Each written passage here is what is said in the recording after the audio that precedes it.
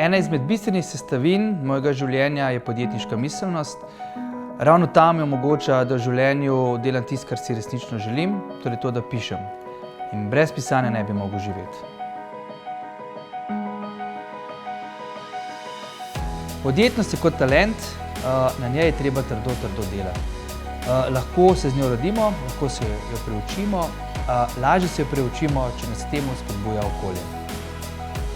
Zdaj, dobro bi bilo, da bi Slovenija prepoznala podjetnost kot pomembno lastnost in da bi ljudi spodbudila, da jo razvijajo in pa negujejo. Pisanje zame ni služba, ampak je to predvsem način življenja.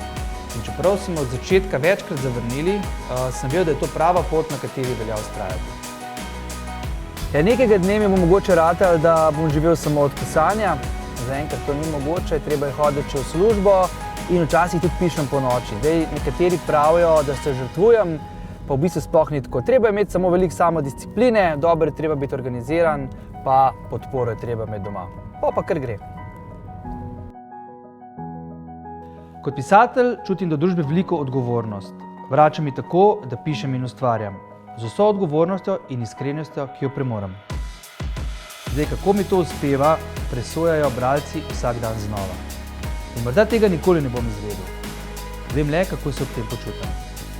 Lepo, domače in izpolnjeno. In to je dokaz, da sem na pravi poti.